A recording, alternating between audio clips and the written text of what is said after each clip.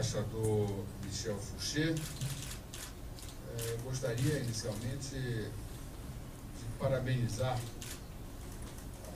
aos dois pela iniciativa e manifestar a minha alegria de poder fazer algumas poucas considerações sobre um tema que me parece extremamente importante para nós todos, sobretudo porque eu creio que não é só um sentimento meu, mas de certa maneira generalizado, um sentimento de uma certa perplexidade diante desse quadro que somos obrigados a viver.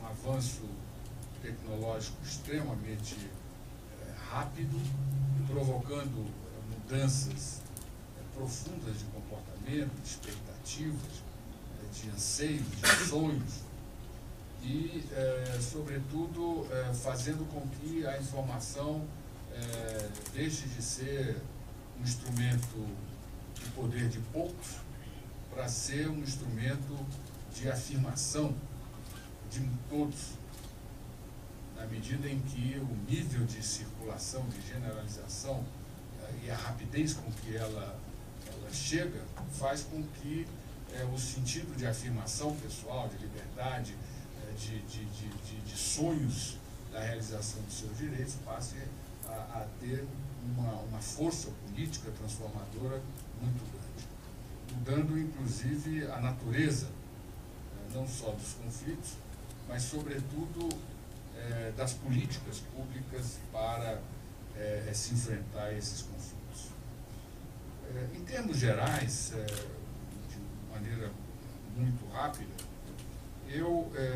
nós acreditamos que para garantir uma governança e a paz, tanto entre as nações como no seio de cada nação, precisa alguns pressupostos. Nós, no mundo de hoje, com esse nível, eu não digo nem de globalização, mas de integração social, econômica, política, por força da informação, nós acreditamos que é fundamental que se tenha, primeiro, uma determinação política no combate à pobreza e à miséria.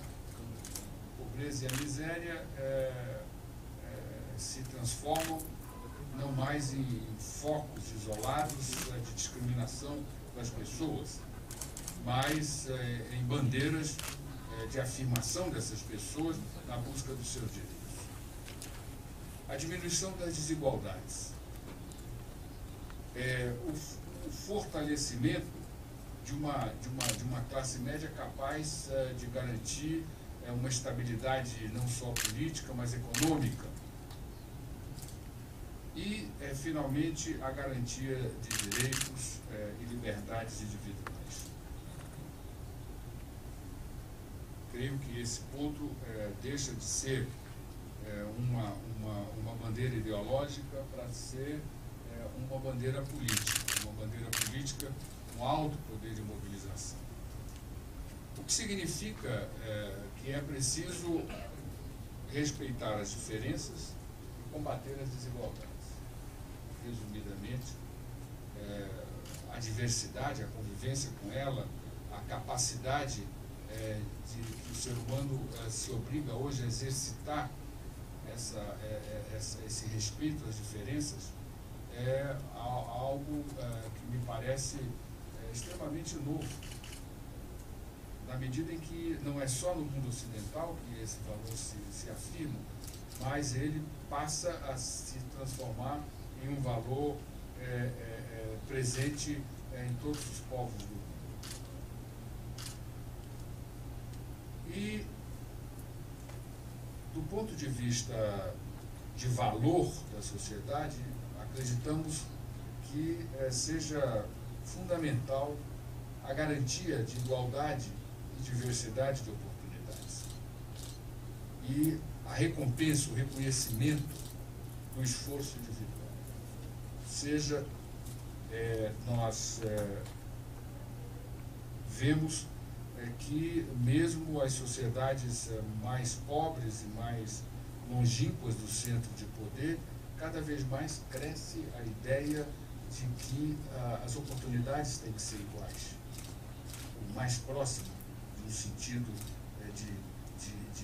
de ampliação dela.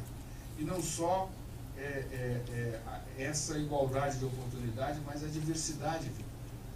As pessoas querem ser felizes, elas querem se realizar individualmente no seu trabalho, na sua vida, tendo a capacidade de buscar aquilo que mais lhe diz respeito, que esteja mais próximo do que quer. E, finalmente, a ideia da meritocracia. Nós aqui, no Brasil, temos feito um esforço muito grande para realizar esses objetivos, não só no plano dos valores, no plano da política, das políticas públicas, no plano das políticas públicas nas áreas sociais, nas áreas econômicas, na área científica, tecnológica, mas, sobretudo, no plano da montagem de um arcabouço institucional que tenha não só a solidez necessária para garantir estabilidade política às nossas instituições e ao país, por consequência, mas a solidez necessária para que essas instituições sejam capazes de absorver as demandas e os anseios do cidadão e da sociedade no seu conjunto, fazendo com que ela tenha a capacidade de se modernizar na absorção dos avanços sociais e tecnológicos que o mundo passa.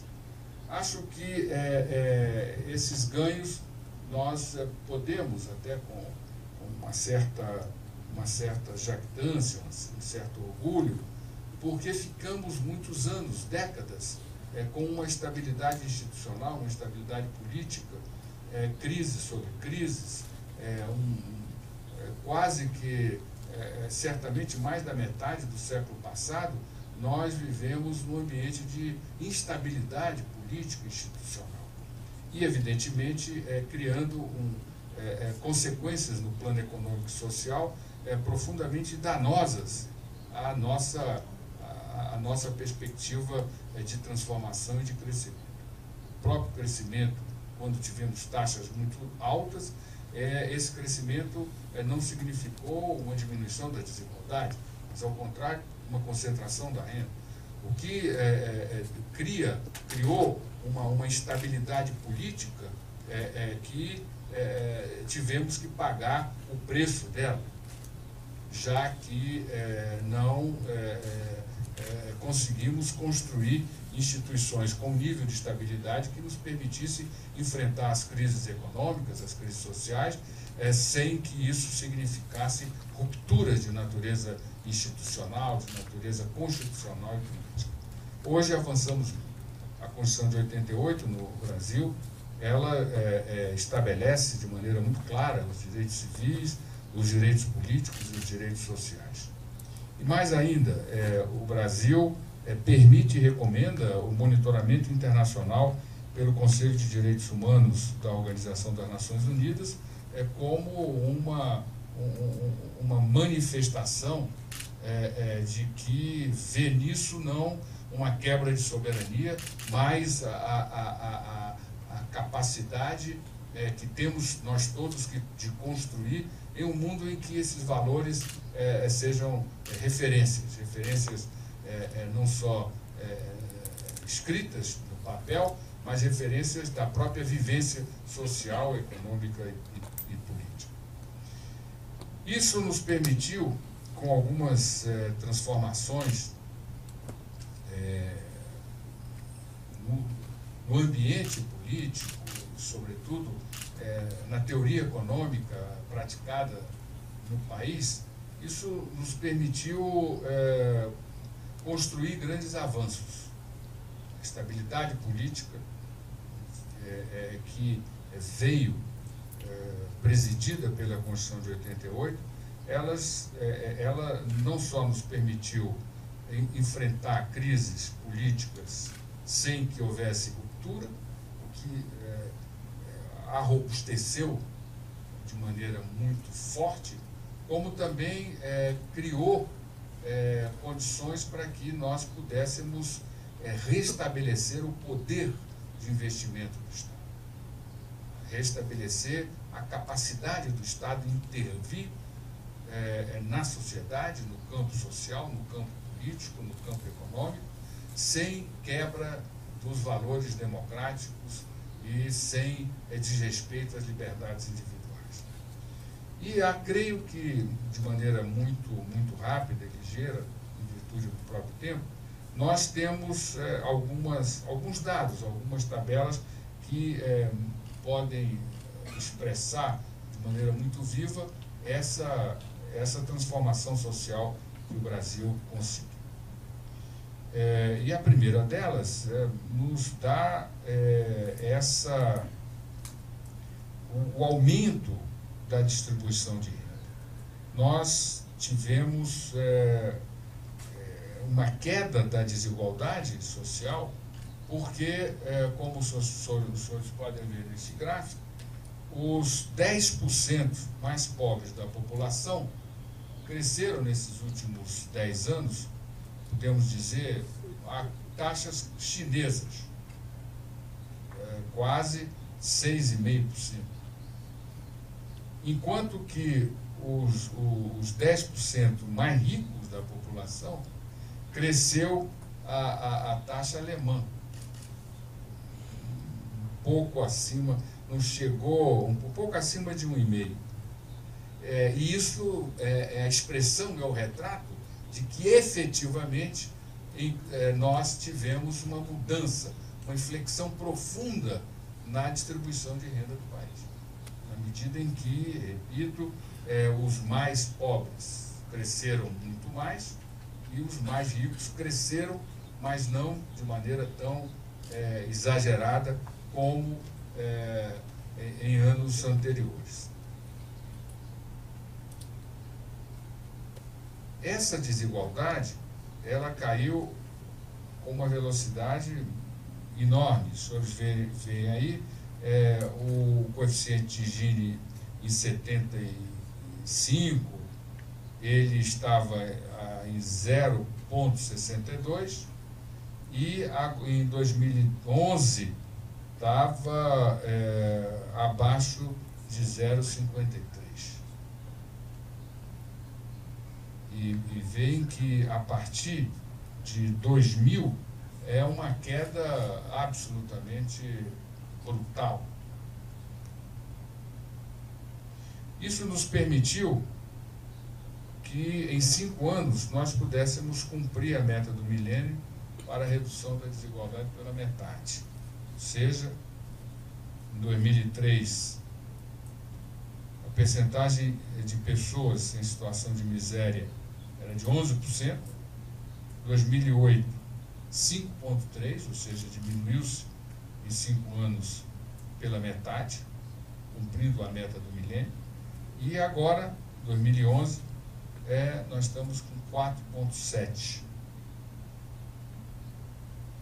Nós conseguimos introduzir, trazer um processo de mobilidade econômica e social brutal, mais de 40 milhões de brasileiros para o mercado de consumo, fazendo com que hoje a classe média brasileira ela já seja a maioria da população.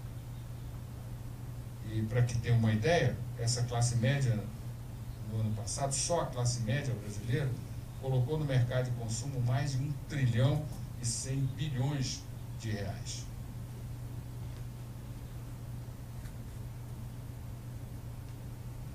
Se a classe média brasileira fosse, do ponto de vista de quantitativo, considerada um país, ela se comporia no 12º país mais populoso do mundo.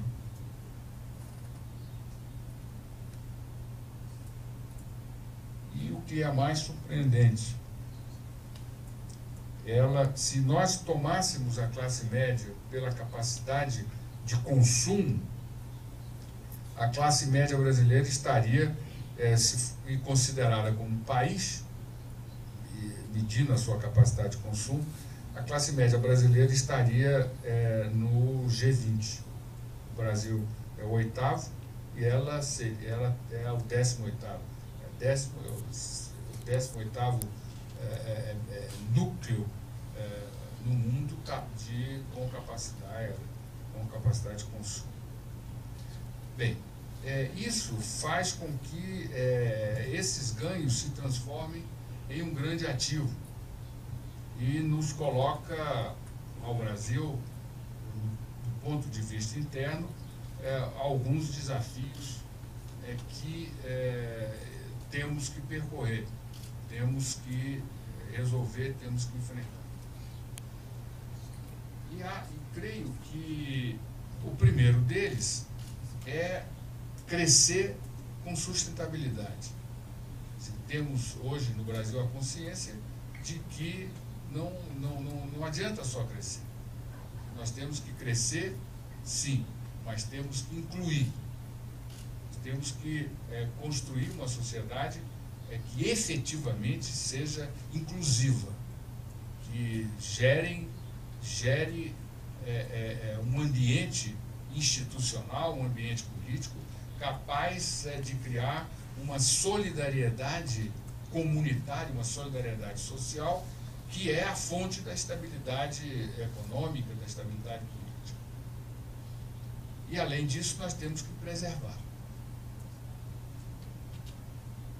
O segundo desafio que estamos enfrentando, e acreditamos que ele compõe um dado importante na busca do relacionamento mundial, da paz mundial e da governança, da estabilidade política e social do plano mundial, é ampliar o ambiente de respeito aos direitos humanos. Além disso, a questão do controle da inflação. A inflação, no Brasil, a manutenção do controle da inflação é um valor da sociedade brasileira. Já se tem como uma exigência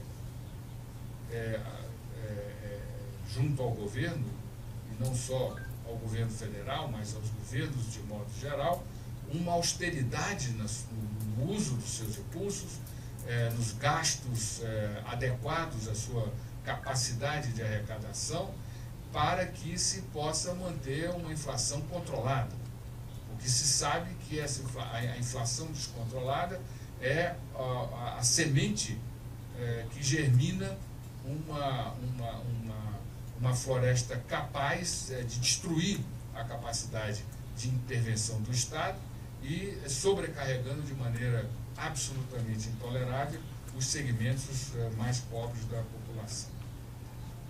Nós temos e devemos, no Brasil, continuar a política de diminuição da desigualdade. Nós, para a manutenção e a criação no Brasil de um ambiente em que a classe média seja não só a maioria, mas que tenha sustentabilidade, que seja algo que não eventual, mas permanente, capaz de garantir as condições necessárias para que o país cresça e cresça incorporando de maneira inclusiva, é indispensável que nós continuemos a diminuir a desigualdade.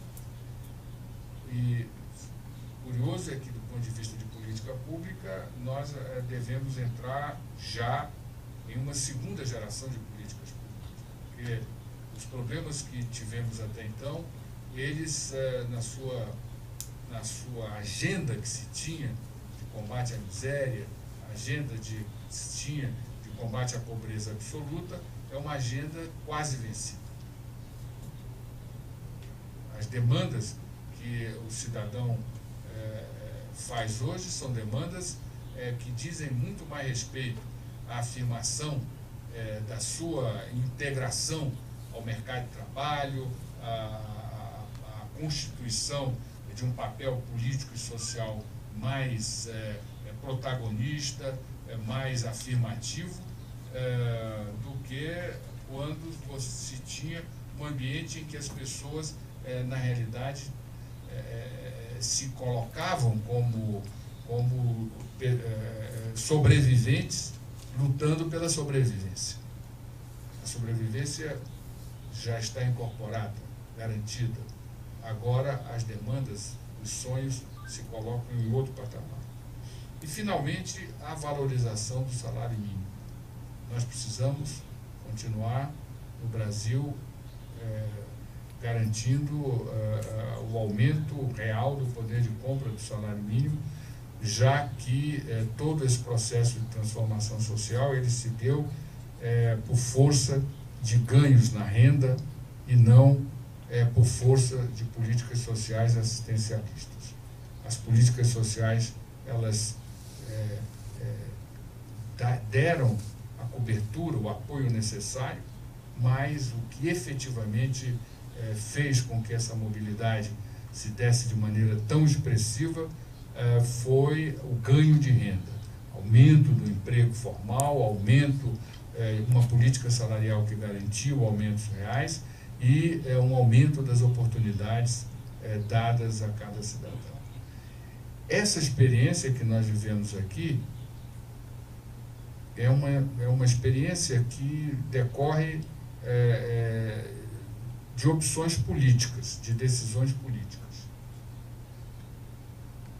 Decisões que marcaram uma mudança muito significativa, sobretudo em um valor que a teoria econômica no Brasil tinha como absoluto, o valor de que nós precisávamos primeiro crescer a renda para depois distribuir, e nós tivemos uma mudança profunda quando se adotou como orientação de política econômica a ideia, o valor, o conceito, o princípio de que é possível crescer distribuindo. E a partir desses últimos 10 anos, nós perseguimos de maneira muito afirmativa o objetivo de manter taxas de crescimento positivas, mas distribuindo renda. Porque achamos que é a maneira mais forte, sólida, de garantir governança interna, garantir paz interna, garantir estabilidade política, garantir coesão social e garantir que conflitos que marcam e se expressam por manifestações de violência, de terrorismo, manifestações desagregadoras, não encontrem o ambiente social no qual eles possam prosperar. E eu creio que esses valores, essa ideia, eles podem se projetar no mundo, na medida em que nós possamos criar em cada país um ambiente que estimule o equilíbrio, a estabilidade e a paz. E, para finalizar, eu gostaria de voltar ao início da minha fala, aonde, quando agradeci a oportunidade de estar aqui, para manifestar a admiração, manifestar a importância da iniciativa da Fundação Alexandre de Gusmão de trazer para uma reflexão conjunta um aliado, um parceiro nosso de séculos de convivência, que é a França. Eu creio que temos muito o que construir juntos.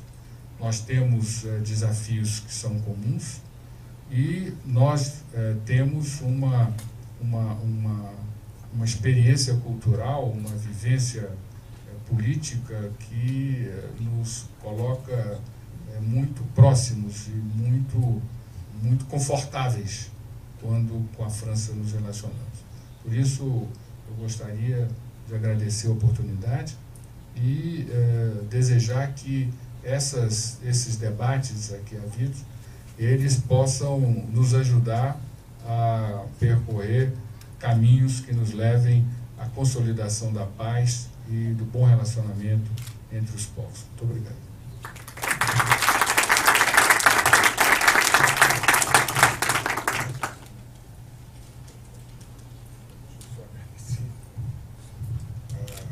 Muito obrigado, ministro Moreira Franco. Sua intervenção nos devolve o alento e restabelece o otimismo nessa sala. Tivemos vales e picos aqui nas discussões, mas, na verdade, a sua intervenção, baseada em gráficos e tabelas, por sua vez com base em dados do Banco Mundial, demonstram que existe, afinal, na verdade, um modelo brasileiro. Um modelo brasileiro que, naturalmente, tem uma expressão externa, que o bem sublinhou. Não pode deixar de ter uma repercussão na política externa brasileira, que, portanto, tem princípios diretores, quase inevitavelmente, e princípios que se transformam em realidades. Agora, essa questão da tecnologia social brasileira, quando ela se aplica à política externa, ela demanda também a questão de recursos para que ela possa ser exportada. E isso aí é um dos grandes desafios que tem a diplomacia brasileira e que tem o governo brasileiro. Mas, na verdade, é uma grande satisfação num mundo em que a palavra perplexidade está presente em quase todos os debates, e aqui também esteve, não só na sua fala, mas antes dela, é muito alentador saber que o Brasil está e presumivelmente continuará a estar no caminho certo, num caminho que tem grandes ensinamentos para muitos outros povos. Muito obrigado.